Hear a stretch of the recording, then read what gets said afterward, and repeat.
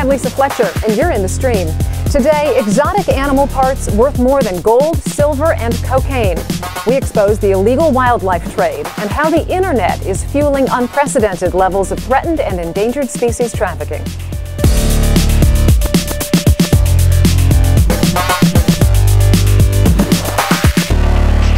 Our digital producer, Malika Bilal, handling all your live feedback. She's going to get as much of it on the air as possible. Malika, we're seeing the slaughter of some of the world's greatest species at record levels, and I can just see what's coming in here on Twitter. Our community is disgusted by it, and at the same time, they feel like it's just so overwhelming, it's a little paralyzing. Both of those things are true, and some are saying that they didn't know the problem existed to this scale, to this extent, especially because of the campaign to stop the illegal ivory trade in the 1980s. Fran on Facebook references that. She says, one would have thought education, awareness, knowing better, one would do better. This is just incredulous behavior. I didn't realize there was that great of a market. For those of you at home, we want to know what you think. Join the conversation using the hashtag AJStream.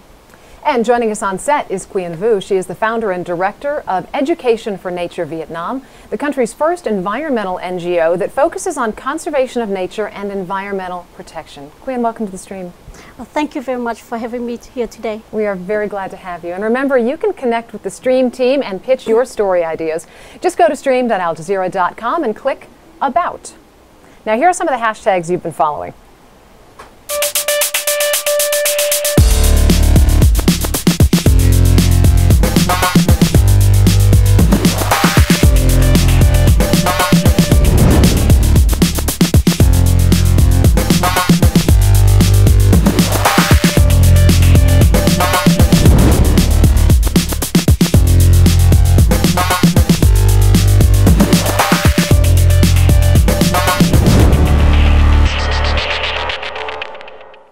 The buying and selling of illegal wildlife is a reported $19 billion a year industry.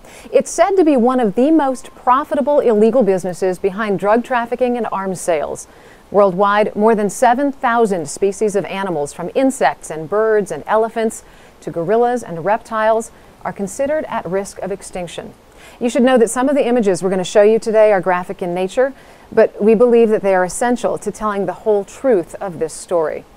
Now, one of the biggest victims, it's the rhinoceros. In South Africa in 2007, 13 were illegally killed. Just 5 years later, in 2012, that number jumped to record levels of more than 600 animals. Believed by some Asians to have medicinal powers, the street value of rhino horns has risen to about $65,000 a kilogram, making it worth more than gold.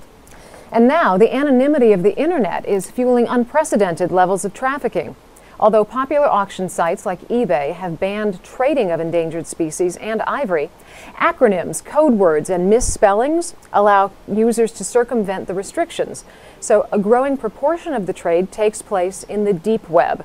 Those are sites that a search engine can't find, or it's data that can't be indexed. It's also where you'll discover child pornography and drug trafficking. So with a lack of online regulation and government complacency, and sometimes even participation, what can be done to curb the growing wildlife trade? Joining us via Skype from near Cape Town, South Africa, is award-winning investigative journalist Julian Rademeyer. He is also the author of the new book, Killing for Profit: Exposing the Illegal Rhino Horn Trade. Also with us, Dr. Teresa Telecki, Director of Wildlife for Humane Society International. She's also an expert on the United Nations Convention on International Trade and Endangered Species of Wild Fauna and Flora, that is better known as CITES. Thanks to all of you for being here today. Julian, I want to start with you. Wildlife officials say we're experiencing an epic elephant slaughter. It's likely to be the greatest percentage loss of elephants in history. And the poaching of rhinos in South Africa up nearly 5,000% in just 5 years. What's fueling the unprecedented growth? I think you're looking at incredibly sophisticated criminal syndicates who are involved in the trade. These are organizations that are run like businesses. We're also seeing increasing involvement of military, militias. We've seen Al-Shabaab in Somalia who've been linked to trafficking in ivory. We've seen Joseph Kony's Lord's Liberation, Lord's Resistance Army who've been involved in trafficking. We've seen Congolese soldiers, Ugandan soldiers. Increasingly, you have all these elements coming together and tying in with very sophisticated criminal gangs. And that does seem to be driving the trade in many ways. Quyen, who are the people bringing in these rhino horns and these elephant tusks from your perspective? We have two types of people. It's independent people. People want to get rich quickly. So people go there and see the opportunity, bring the rhino horn in, try to make money, but also the network of people. For example, people in Vietnam, the wildlife trader in Vietnam has a network in South Africa and other countries. Yeah, we've actually got a graphic I'll bring up while you're talking. It's the main routes that a lot of these products take, and most of them end up either in China or Southeast Asia, right? Yes, in the past, most of wildlife in Vietnam was exported to China or other country, but recent years, I tell other people, say that Vietnam, we can't blame China or other country anymore, because a lot of Vietnamese people now consume wildlife. So about 50% of wildlife consumed right in our country. So. Well, Teresa, there's a question here from Nafizi on Twitter. He says, easy access to the market for the product and absence of stiffer punishment for the traffickers aids wildlife trafficking. Are the punishments not stiff enough? And of course, punishments will vary, depending on, the country where the crime was committed. But certainly, illegal trade in drugs is punished at much higher levels generally than wildlife crimes. But Teresa, there's a UN treaty that says no one gets to trade in rhinos. So how is this happening? Right. Well, it's the UN treaty that makes that trade illegal, not just for the rhinos, but also for the elephant ivory that we're talking about. So elephants are being poached and rhinos are being poached and their parts are being put into illegal trade. That illegal trade was made so by the Convention on International Trade in Endangered Species. But there is no international policing unit of this convention. It's a United Nations convention, and what that means is that all the individual countries that have signed the treaty, of which there are over 175 now, they are responsible for enforcing it. And so that's why you see these different abilities of countries to enforce the treaty. So this is the honor system? Yeah, yes, it is rather the honor system, although the countries can be questioned as to what they're doing to enforce the convention. And in fact, there is a meeting coming up in March. The meeting will be in Thailand, and I know that Vietnam, the government of Vietnam, will be asked to report on what it's doing to stop the illegal rhino horn trade. Julian, you alluded to this earlier. It was suspected that the Ugandan military was responsible for flying over a national park in the DRC and shooting and killing 22 elephants from the air and then spiriting away with millions of dollars in ivory. How deep does this go? I mean, you investigated this for 2 years. Does this reach into levels of the military, into levels of government? I mean, the links between the military and trafficking in wildlife is, as old as history. We've seen examples, the South African military in the 1970s and 1980s, who were propping up the Jonas Savimbi regime in Angola by smuggling up vast quantities of ivory and rhino horn. We've seen in Afghanistan, trade in snow leopard skins. We've seen, similar trade in ivory. The Al-Shabaab rebel movement, Joseph Kony's crowd. It is something that goes hand in hand with armed conflict. And added to that, obviously, you have, in South Africa, for instance, you have very sophisticated criminal syndicates who are involved. It is incredibly difficult to police internationally. There have been stiffer penalties handed down in South Africa in many instances. The most recent was a 40-year jail term for a fairly senior figure in a syndicate based in Thailand and Laos. But the problem remains that the kingpins in places like Vietnam, Laos, and China remain completely and utterly untouchable. Quyen, how does culture in a country like Vietnam play into wildlife conservation or the lack of it? Well, the consumption of wildlife is a part of the Chinese cultures, and Vietnam's cultures is heavily influenced by Chinese cultures. And so this is like medicinal myths, and what are we talking about? Yes, and so a lot of people believe that eating wildlife can make you stronger, healthier, and so any kind of wildlife, not just tiger, not just rhinos, no, but any kind, wild boar, deer, whatever they see. We have saying that we eat anything that move, except airplanes. Well, Lisa, you mentioned at the top of the show that our community is disgusted by this. Just a few comments from some of them. Chris on Facebook says, it's a shame that the most intelligent animal on the planet is also responsible for its destruction. And a tweet here from Murtala who says, I was terrified when I saw a living rhino having his horn cut away. And that's out of Nigeria. Julian, I want to direct this next one to you. James says, the market has been easily identified through the internet. Also today in Kenya, he says, a policeman was shot and injured by poachers. So giving us a personal view from the ground where he is. But I want you to pick up on the internet aspect and what's the role of the internet in the trafficking? I think it depends on the types of trafficking. I mean, we've seen with the one syndicate that I've looked at, a Thai syndicate with contacts in the Lao Republic, who have used the internet to facilitate some of their transactions. I've recently been involved in an investigation in West Africa looking at trade in chimpanzees.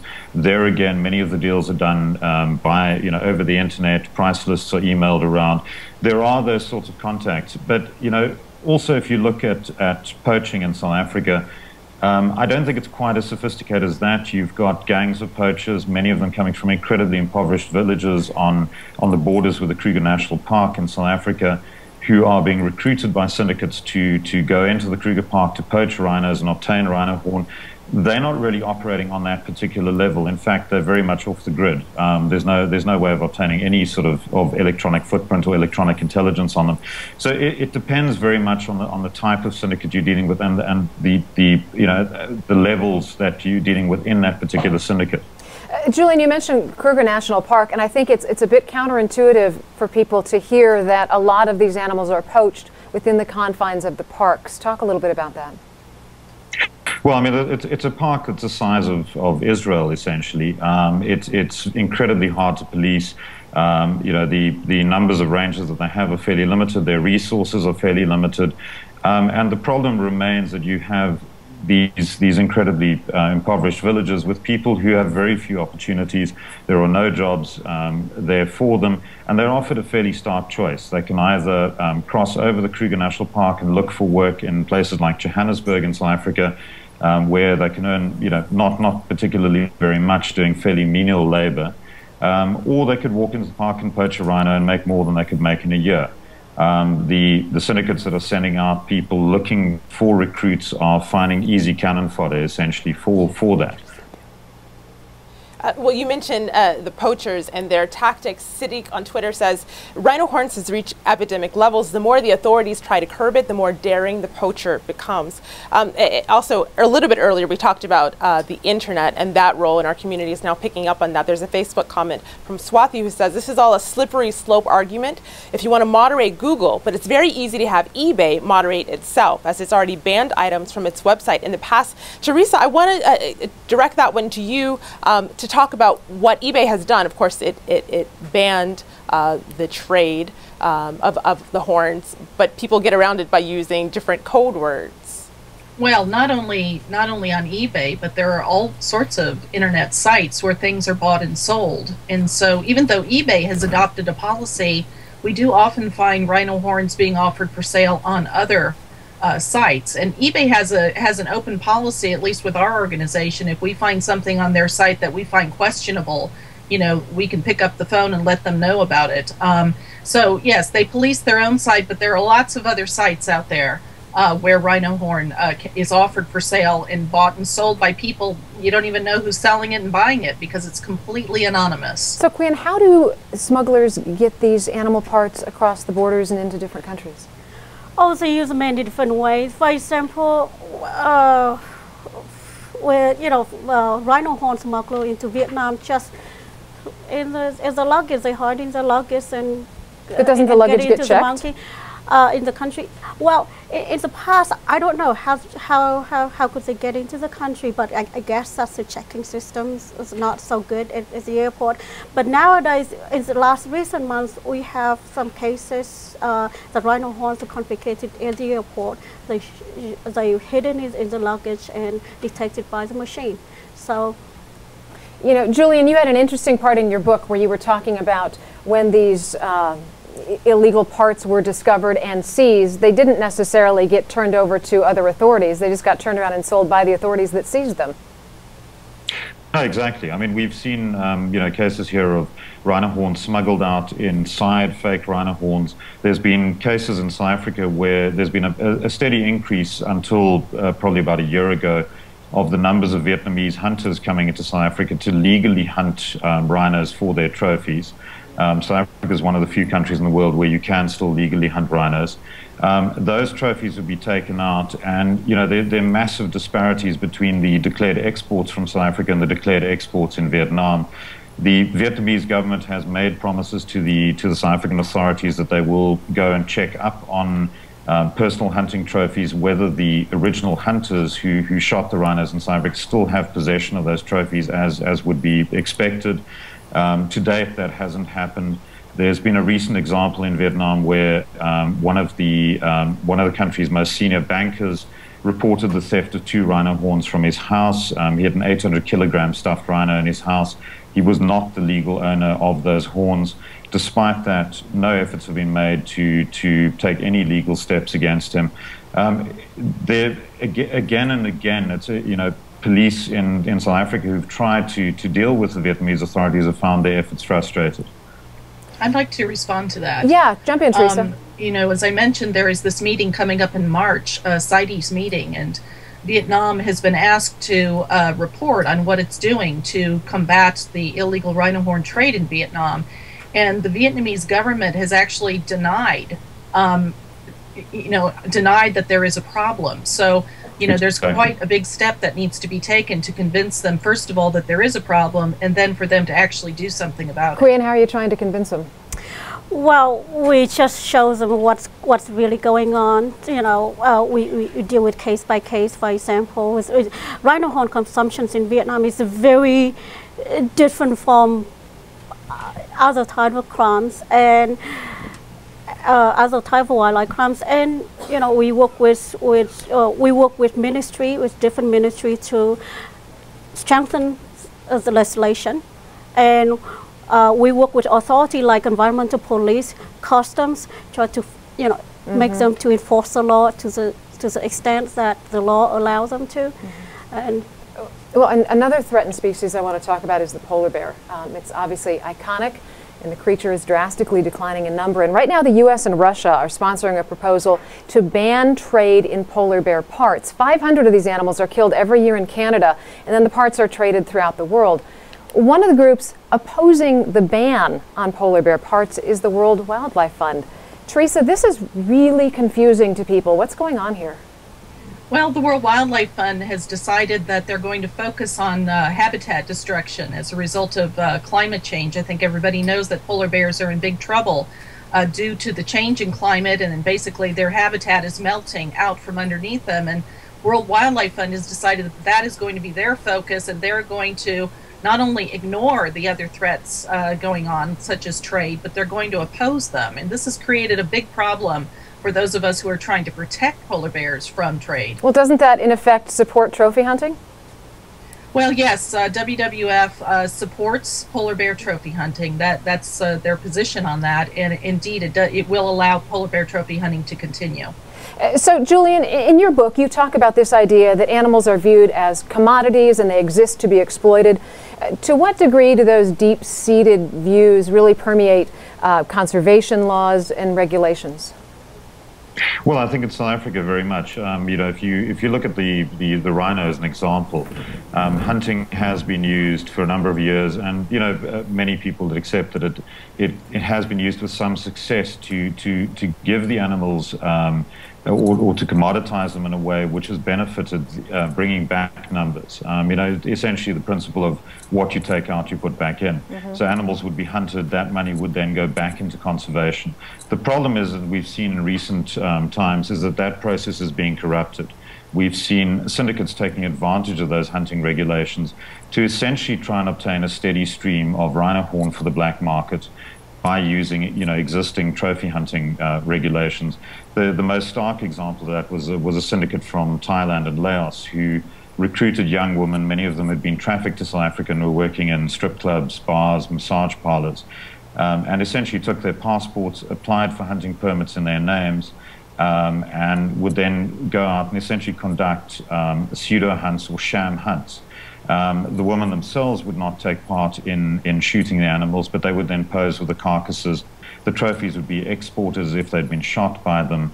And all this was a means to obtain rhino horn for the black market. And we should mention, Julian, we're showing some images that are contained in your new book. Well, looking towards solutions, our community now is talking about local communities taking things into their own hands. Akash says, many have taken up arms to protect wildlife than to poach. Such community initiatives will augment conservation efforts. But Lisa, there's also a video comment here with an interesting take. My name is Miles. Poaching of rhino horns must stop, but it's easy for us to tell poor and destitute people, like we've told cocaine farmers, that they should stop feeding their families. As a novelist once said, and we should remember this, about the Kenya rebellion against the British, if you take something important away from people, you had better replace it with something of value. Replace it with something of value? Well, it's interesting that he mentions Kenya because in 1977, the Kenyan government banned sport hunting. And instead of exploiting and killing these animals, they decided there was more value in having environmental tourism. And now wildlife tourism in Kenya generates about 17% of the country's GDP, which is about $6 billion. So, Teresa, how plausible is it that you could take what's going on in Kenya and translate that to other countries as a model using this humane economy idea?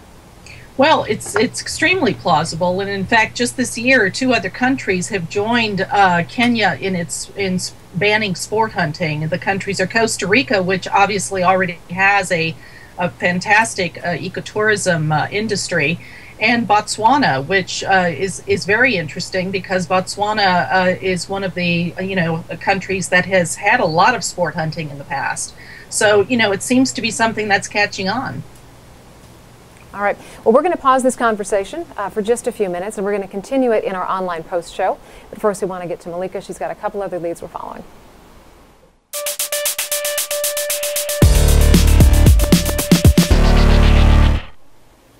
With the start of 2013 comes the influx of New Year's resolutions. Google is inviting users to share their goals for the new year. Thanks to Google's Zeitgeist, online users can submit their resolutions to an interactive map and view commitments from others around the world. Users fill in their pledges in their native language, which can then be translated for others to read. Resolutions range from get a puppy to learn to play guitar and get a master's degree. Our next lead's from India, where netizens have organized an online campaign against rapper Honey Singh. Web users questioned why the rapper, criticized for violent and sexually explicit lyrics, was still slated to perform on New Year's Eve. The backlash comes amid a nationwide debate over sexual violence in India following a fatal gang rape in New Delhi. A Change.org petition was circulated against Singh and reached more than 2,600 signatures in one day. Singh's performance was canceled, causing some Twitter users to celebrate, while others asked why he was targeted specifically. Susagato tweets, "What's this obsession with Honey Singh? Haven't our politicians themselves inadvertently justified rape at times?" Although successful, the boycott may have brought Singh inadvertent fame. Whoever came up with the petition did him a huge favor. 1 million views in 80 hours, Sunil tweets, referencing the page hits on one of the rapper's songs. Well, on Wednesday, we'll discuss the gang rape tragedy and the conversation it's triggered in India, and we want to hear from you. Visit stream.aljazeera.com and click the red Record Your Comment link. You could see your video on air. Lisa? All right, stay with us because the post show is next at stream.aljazeera.com. Now, as Malika just mentioned, tomorrow we're going to be looking at the gang rape tragedy in New Delhi. Has it sparked a social revolution in India? And will this be the tipping point that forces the country to address violence against women? Tweet us your questions and your comments on that. And until then, we'll see you online.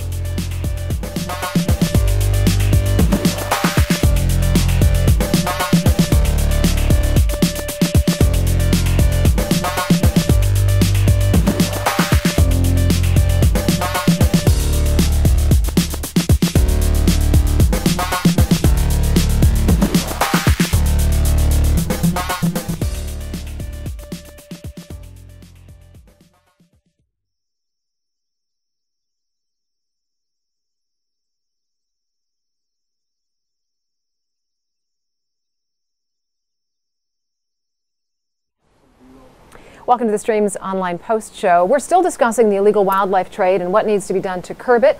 With us are Quyen Vu, Julian Rademeyer, and Teresa Telecki.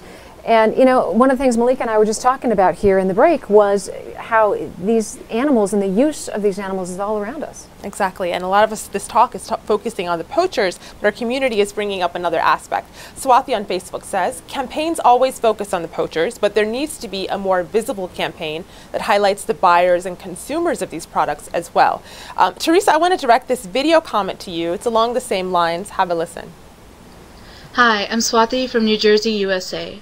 Because of our ability to buy anything online these days, there's this visible disconnect between what we buy and what we actually feel responsible for. That's why it's important to launch a media campaign that, instead of focusing on poachers, which most of us aren't, focuses on the negative impacts of consumers, which most of us are, and on educating us. A campaign like that work, Teresa? Yeah, absolutely. I mean, we can look at the fur trade. Everyone has been exposed, I think, to our organizations and other organizations' anti-fur campaigns, and I think we've really been able to make people understand what goes into the preparation of a fur garment and what it means, you know, when you buy a fur garment. So those kind of campaigns can definitely work. Go ahead. At ENV, a major component, most major focus of ENV is to reduce demands for wildlife in Vietnam. So we have a major campaign working with journalists, media, to tell the public that wildlife is not a magic medicine. You know, rhino horn is not magic medicine, to change people's attitude and behavior. And we see a lot of changes in the generations amongst Vietnamese too. A lot of young Vietnamese people now, you know, care more about the life of animals, speaking of the rhino horns again, Julian, there are some people that are suggesting that legalizing the trade of rhino horns will curb poaching. Do you think there's any legitimacy to that argument? Look, it's the most divisive issue in conservation today in South Africa.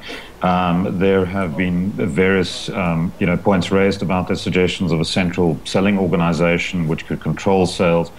I think it's fairly early, and I think it's also it's a fairly academic argument at this point. South Africa has no intention of taking any trade proposals to CITES this year. I think questions need to be asked about the market. We know very little about the market, the size of the market, who we are actually dealing with. There's the rhino horn. The market itself keeps shifting. It's being sold as a fever reducer, it's been sold as a cancer cure, it's been sold as a hangover treatment. Increasingly, there seem to be examples where it's now being sold as an aphrodisiac wine, which goes completely against the grain of the belief that that was a Western created myth for many years.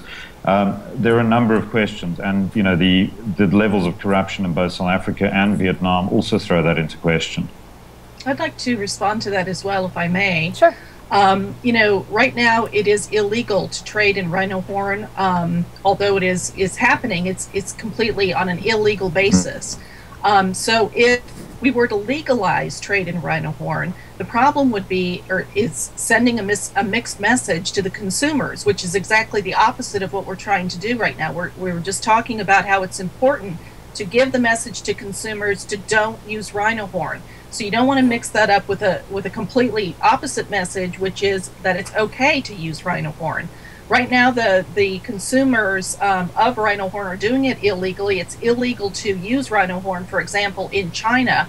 If China were to rescind its ban on the use of rhino horn as a result of this greater global effort to allow trade in rhino horn, my gosh, you would be increasing the number of potential customers of rhino horn exponentially. That would be a disaster for rhinos. Yeah, it's absolutely just the same like in Vietnam, not just the rhino horn, but also tiger bone glue and other endangered species too. If you open to legalize the trade, you know, what would be left? You know, it's a capacity of enforcement, of law enforcement. There's no way there that can control the trade and protect the species in the wild. Well, speaking of controlling that trade, there's a tweet here from Save Environment Egypt who brings up Egypt as an example. Egypt is the hub of the illegal wildlife trade, they say. Wildlife, including CITES, listed from other countries, traffic through Egypt. And they go on to say, Teresa, that the problem with Egypt and the wildlife trade is well known. We should be asking, why doesn't CITES Convention work properly? Well, as I said earlier, the way that CITES works is it's up to the individual countries to enforce the convention.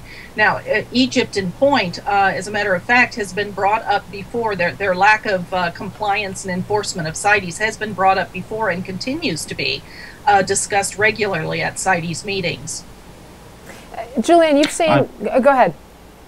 No, I was going to just sort of bring in a point there. I mean, I think what I found recently with an investigation I was doing looking at trade in apes and chimpanzees from West Africa, what was particularly disturbing was the fairly clear evidence of CITES officials within those countries. And obviously CITES is a treaty which is policed by member states. But CITES officials in those countries who are on the payroll of wildlife traffickers, who accept bribes from wildlife traffickers, who issue permits to allow for chimpanzees, for instance, to be shipped out, and, you know, complete and utter violation of everything they're supposed to stand for. So that is another aspect which is of extreme concern. Well, which leads to my next question to you, Julian. As you've seen the depths of corruption around wildlife crime, do you see any practical pathway out of it at this point? I think it's very difficult. I mean, I think in some ways I'm a lot less optimistic than I was when I began writing the book. You know, the depths of involvement. We've seen provincial permitting officials in South Africa who are meant to enforce regulations who have not been doing that, who've become party to these practices. We've seen Vietnamese embassy officials involved. We've seen, you know, policemen involved. There's a trial going on currently of a former South African policeman who had been very involved in not only in trafficking vehicles out of South Africa into Mozambique, but was allegedly also involved in trafficking rhino horn out the country. The depths that this goes to are incredibly deep, and I think, you know, it's the money that we're talking about here. It's all about the money, and the amounts that are being involved are staggering. Corruption will follow. Teresa, how is your organization dealing with this, and do you share the lack of optimism that Julian has at this point? Oh no, I have to remain optimistic, or else I may as well just hang up my, you know, hang up and go away. Because you know, we have to remain optimistic, and there are going to be a lot of different ways that we can approach the problem. Certainly, the work that we do within the CITES policy arena is very important because it keeps countries, the good guy countries anyway, motivated to do the right thing, to keep the pressure on the countries that, like Egypt, like Vietnam, you know, to keep them going in the right direction. And, you know, also the consumer education work, you know, is also absolutely vital. And, you know, we've been doing some consumer education work in China, and it has just been phenomenal. The response from the younger generation to the message, "Don't buy wild," you know, it's really being picked up. And that's where, you know, I feel incredibly optimistic. Queen, we've got 30 seconds left. You can have the last word. Respond to these issues. One of the ways that we deal with the corruptions in Vietnam is to increase transparency. In the past, local authority would do whatever they, you know, they do. Nobody watch them. But now they realize that other people watching them what they're doing. So, for example, in the past, they auction off endangered wildlife, you know, sell animal back to the trade. But now organizations like us watching them and say, hey, you can't do that anymore. You know, this endangered species is protected by law. This species should not be sold back to the trade. And so, on that note, thanks to all of our guests for joining us today. On Wednesday, we're going to look at the gang rape tragedy in New Delhi. Has it sparked a social revolution in India? And will this be the tipping point that forces that country to address violence against women? Send us your thoughts on that, and we'll see you online.